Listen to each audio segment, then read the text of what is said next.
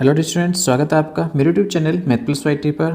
और हम फिर से रूबरू हो रहे हैं चैप्टर वाइज टेस्ट सीरीज जो हमारी चल रही थी, उसमें पांचों चैप्टर इनवर्स मैट्रिक्स की बात करें हम तो प्रतिलोम अवयव उसका हमने टेस्ट लिया था। साथ में मिक्स में अदर चैप्टर्स भी थे, मतलब अदर चैप्टर्स के क्वेश्चंस तो हम छोड़ रहे हैं, केवल मैट्रिक्स से रिलेटेड जो क्वेश्चंस हमने लिए थे हम उनकी बात यहाँ पे करने वाले हैं। तो देखिए, इनवर्स मैट्रिक्स में से हमारे पास एक अंक का एक क्वेश्चन ऑब्जेक्टिव टाइप के रूप में, एक अंक का हमारे पास वन लीनियर क्वेश्चन होता है और एक 5 अंकों का यानी 5 मार्क्स का एक हमारे पास बड़ा क्वेश्चन होगा जो कि अथवा में मिलेगा। तो हम सभी तीनों टाइप के क्वेश्चंस की यहाँ पे चर्चा करने वाले हैं। तो हम वीडियो की शुरुआत करें उससे पहले यदि आप मेरे चैनल पर नए हैं और आपने अभी तक चैनल को सब्सक्राइब नहीं किया है तो प्लीज़ चैनल को सब्सक्राइब कर लीजिए, बेल आइकन में ऑल प्रेस कर लीजिए ताकि आगे आने वाले इसी प्रकार के इंपॉर्टेंट क्वेश्चंस के नोटिफिकेशंस आपको मिलते रहें। तो चलिए शुरुआत करते हैं हम आज के वीडियो की।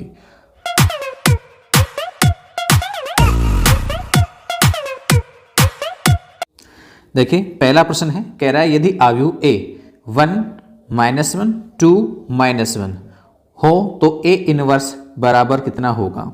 a नहीं तो a स्क्वायर नहीं तो a क्यूब, या इनमें से कोई भी नहीं। आपको एक मैट्रिक्स दी गई है 1 -1 2 -1 जिसका नाम a है, तो a इनवर्स निकालना है। a इनवर्स निकालने का हमारे पास बेहतर तरीका है। यहाँ पर क्या करेंगे हम, तो सबसे पहले हम मैट्रिक्स a है उस मैट्रिक्स a के लिए एडजेंट a ज्ञात करेंगे। तो एडजेंट a निकालने का हमारे पास बहुत ही सिंपल सा फॉर्मूला है, हमने पहले भी बताया है आपको कि मुख्य विकर्ण के जो एलिमेंट्स हैं उनके स्थान बदल देंगे और पश्च विकर्ण जो है उसके चिन्ह बदल देंगे। तो ये हमारे पास एडजेंट a आ जाएगी। साथ ही हमको चाहिए मैट्रिक्स a के सारणिक का मान। तो ये सारणिक हमने बनाई 1 -1 2 -1, हम इसका मान निकालेंगे तो -1 और प्लस में 2, तो वैल्यू आ जाएगी कितनी 1। तो यहाँ हमारे पास a के लिए इनवर्स मैट्रिक्स जो आएगी वो आ जाएगी एडजेंट a बाय सारणिक a। तो वैल्यू हमारे पास होगी -1 1 -2 और 1। ठीक है, ये मान हमारे पास आएगा। क्या ऐसा हमारे पास यहाँ पर है? इनमें से कोई सा भी नहीं है। तो हम क्या करेंगे आगे, अब a स्क्वायर a के रूप में फॉर्म में तो है नहीं, तो पहला ऑप्शन तो यहाँ पे कैंसिल हो गया है। a स्क्वायर दिया है तो हम a स्क्वायर को कैलकुलेट करेंगे, वो कितना होगा। तो देखिए, a स्क्वायर इक्वल टू होता है a इंटू a। तो हम a को a से मल्टीप्लाई करेंगे 1 -1 2 -1 को फिर से इसी 1 -1 2 -1 से हम गुणा करेंगे तो क्या मिलेगा, पंक्ति का स्तंभ से गुणा होगा। पहली पंक्ति पहला स्तंभ, 1 को 1 से करेंगे 1 और -1 को 2 से करेंगे -2, तो हो जाएगा 1 माइनस का 2। फिर पहली पंक्ति को दूसरे स्तंभ से करेंगे तो माइनस का 1 और प्लस का 1 0 हो जाएगा। फिर 2 -1 को करेंगे हम पहले स्तंभ के साथ में तो 2 और माइनस में 2 ये भी 0 हो जाएगा। और नेक्स्ट करेंगे दूसरे स्तंभ के साथ में तो माइनस में 2 और प्लस में 1 होगा। तो यहाँ पे हमारे पास मान आ जाएगा, वो होगा -1 0 0 और माइनस में 1। ये a स्क्वायर है। अब हम a स्क्वायर को देखो, a स्क्वायर भी हमारे पास यहाँ पर a इनवर्स के बराबर नहीं आ रहा है। a इनवर्स हमने यहाँ पे निकाल के बता दिया, ये आपके पास a इनवर्स है। अब ये a इनवर्स किसके बराबर है, a के बराबर नहीं है, पहला ऑप्शन गलत हो चुका है। a स्क्वायर के बराबर भी नहीं है। फिर हम निकालेंगे a क्यूब को, a क्यूब होती है a स्क्वायर गुणा में a, तो ये हो जाएगा a स्क्वायर का मान -1 0 0 -1। इसे हम गुणा करेंगे a के साथ, a है आपके पास 1 -1 2 -1, तो मल्टीप्लाई कर लीजिए इनको। पहले पंक्ति को पहले स्तंभ से हम करेंगे गुणा, तो ये माइनस में 1 और 0। नेक्स्ट दूसरे स्तंभ के साथ में करेंगे तो 1 आ जाएगा और 0 आ जाएगा। नेक्स्ट की बात करेंगे तो 0 -1 को 2 -1 के 1 2 के साथ में करेंगे तो 0 और माइनस का 2 बनेगा। इसके अलावा यहाँ दूसरी पंक्ति को दूसरे स्तंभ से करेंगे तो 0 और प्लस में 1 बनेगा, तो ये +1। तो फाइनली हमें मिला वो है -1 1 -2 और 1 की फॉर्म हमें प्राप्त हो गई है। तो देखिए, यही आपके पास मान किसके बराबर है, a इनवर्स के बराबर है। तो आपके पास आंसर हो जाएगा a क्यूब। चलिए नेक्स्ट क्वेश्चन को देखते हैं हम। नेक्स्ट में कह रहा है यदि अवयव a cos theta sin theta minus sine theta cos theta हो तो a इनवर्स बराबर होगा। a इनवर्स किसके बराबर होगा, तो हम a के लिए पहले सारणिक का मान निकालेंगे तो ये हो जाएगा cos स्क्वायर थीटा प्लस में sin स्क्वायर थीटा। जिसका मान कितना होता है 1 होता है। इसके अलावा सेम ऊपर के तरीके से हम एडजेंट ए निकालेंगे, यानी मुख्य विकर्ण जो है उसके अवयवों के स्थान बदल देंगे।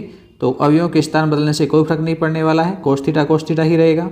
पश्च विकर्ण के चिन्ह बदलेंगे तो ये साइन पॉजिटिव होगा और ये साइन है वो नेगेटिव हो जाएगा। ये एडजेंट ए है, सारणिक ए पता है, एडजेंट ए पता है, तो हम ए इनवर्स निकाल सकते हैं एडजेंट ए में सारणिक ए का भाग दे करके। तो सारणिक ए का मान तो 1 है, तो एडजेंट ए ही आपके पास क्या हो जाएगी, ए इनवर्स हो जाएगी। It means cos theta minus में साइन थीटा और कोस थीटा।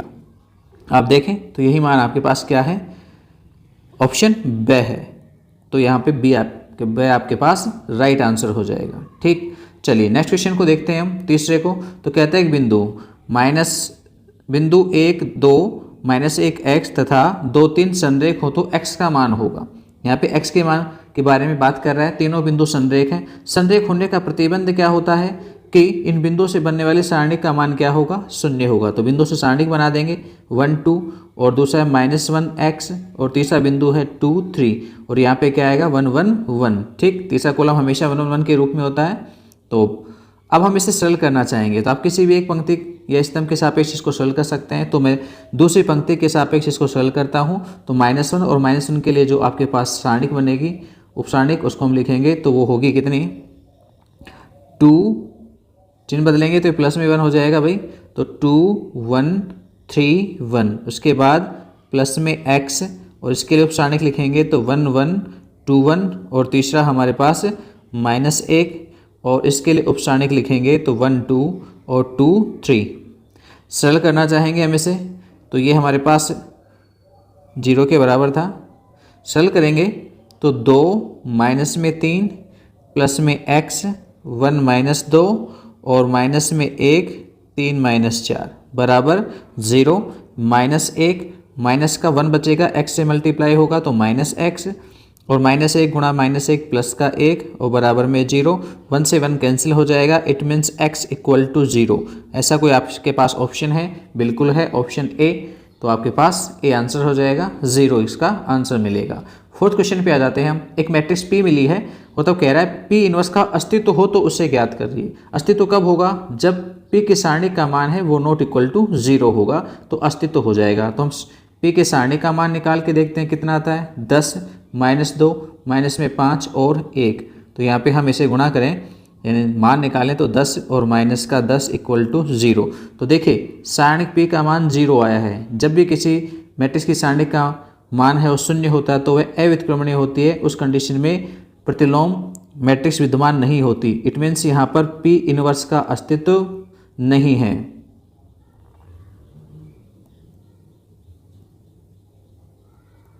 ठीक है, समझ गए कि यानी सारणिक का मान 0 नहीं होना चाहिए। नेक्स्ट क्वेश्चन देखें। दो बिंदु 3 1 तथा 9 3 से गुजरने वाली रेखा का समीकरण ज्ञात कीजिए। दो बिंदु से गुजरने वाली रेखा का समीकरण ज्ञात करने का सूत्र सारणी के रूप में xy1 और x1 y1 1 x2 y2 1 इस सारणी के रूप में होता है, जिसका मान 0 होता है। यहाँ x1 y1 x2 y2 दो बिंदुओं के निर्देशांक हैं। तो हम यहाँ पे x y1 और x1 y1 की जगह 3 1 और x2 y2 की जगह 9 3 यूज ले सकते हैं। और अब हम इसे पहली पंक्ति के सापेक्ष प्रसारित कर देंगे तो x और इसके लिए जो मान मिलेगा वो 1 - 3 माइनस का y, और यहाँ से मान आएगा वो होगा 3 माइनस में 9 और नेक्स्ट प्लस में 1।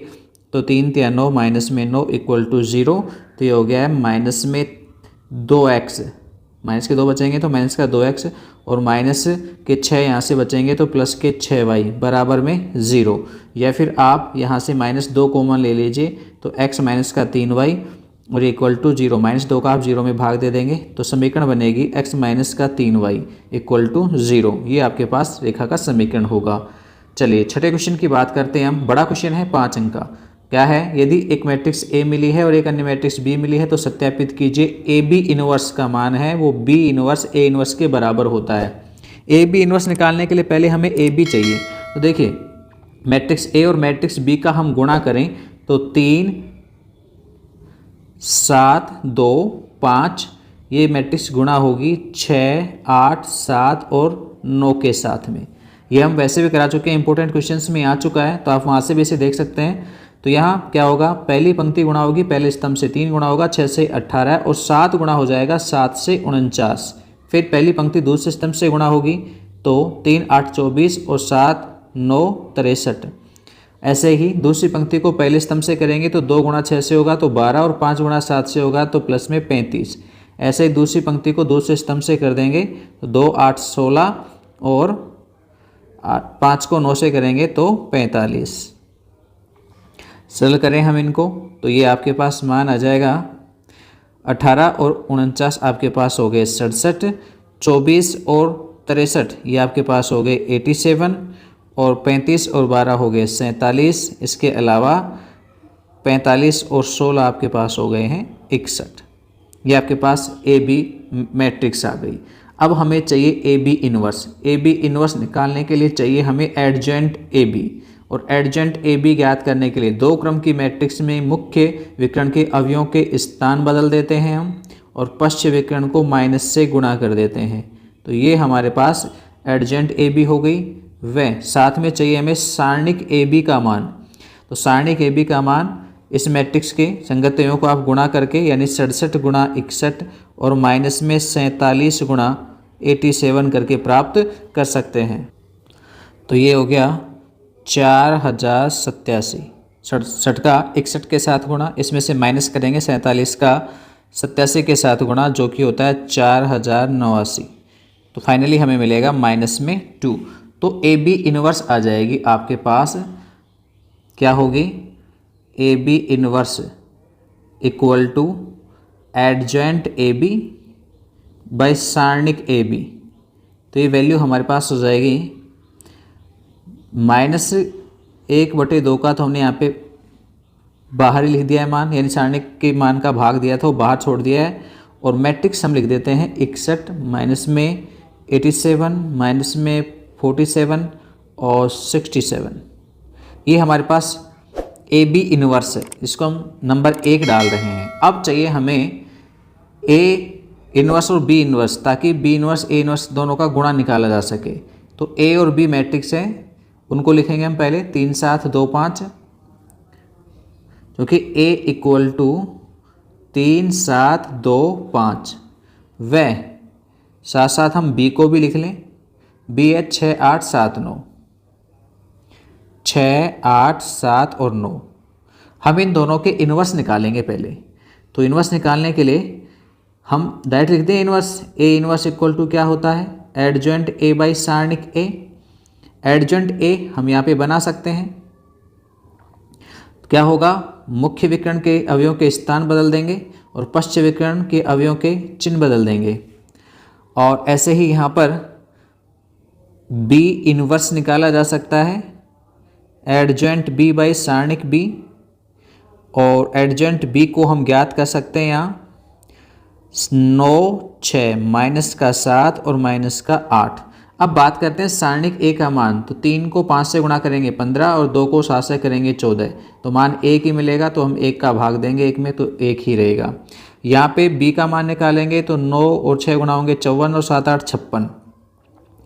तो 54 में से हम 56 घटाएंगे, माइनस का 2 बचेगा, तो -2 का हम भाग देंगे बाहर, तो -1/2 हो जाएगा।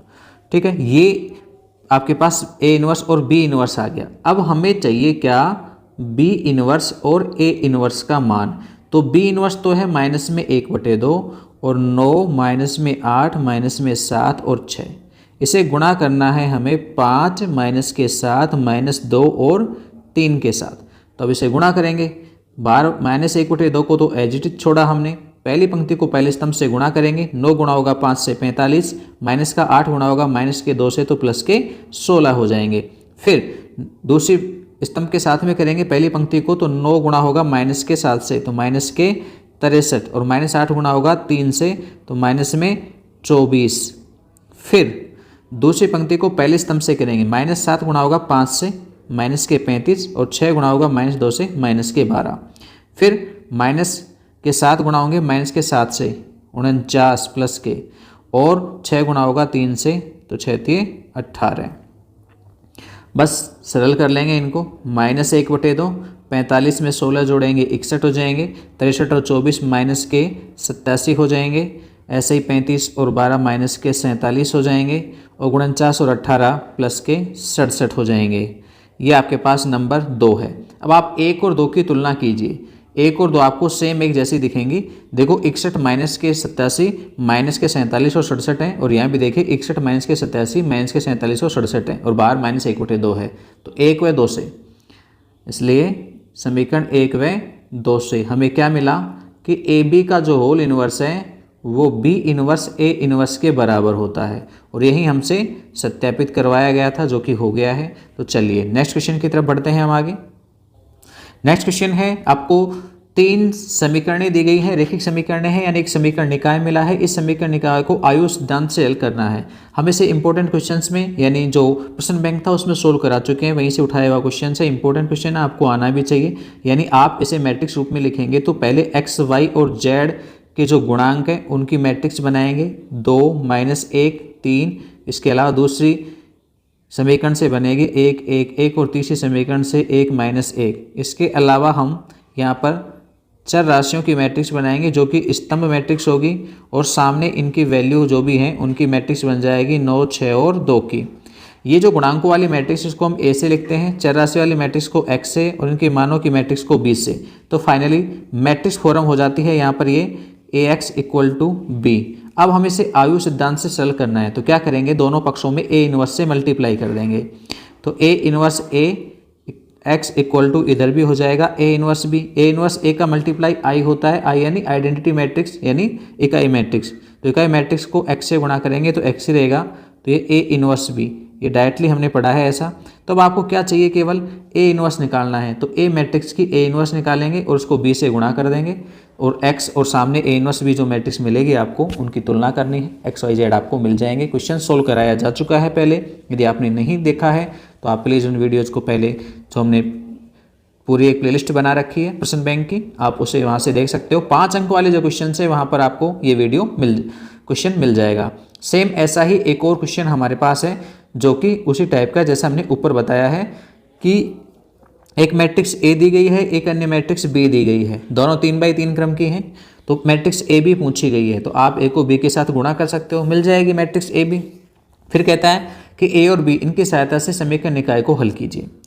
ठीक, तो ये समीकरण निकाय नीचे लिखा हुआ है आपके पास, आप इनसे वही मैट्रिक्स बनाने की कोशिश करेंगे। जब आप इनके लिए मैट्रिक्स बनाएंगे तो AX + B की जो फॉर्म आती है, अब यहाँ B मत लिखना और यहाँ A B मत लिखना, A की जगह पर कुछ दूसरा लिख सकते हो। हाँ, A लिख सकते हो। यदि आप इनको ध्यान से कंपैरिजन करके देखोगे तो यहाँ से बनने वाली जो मैट्रिक्स होगी वही मैट्रिक्स है ये यहाँ पर। इसलिए आप पहले तो गुणांकों वाले मैट्रिक्स को तो A लिख लीजिए, लेकिन सामने B ना लिख करके C लिख लेना अलग से, क्योंकि B इसने अलग दे रखे हैं यहाँ पे, जबकि C एक स्तंभ मैट्रिक्स है। तो यहाँ A और B का गुणा है, जो आपके पास इकाई मैट्रिक्स के रूप में आएगा I की फॉर्म में। ठीक है, वो कितनी संख्या में आता है वो देखने की बात है।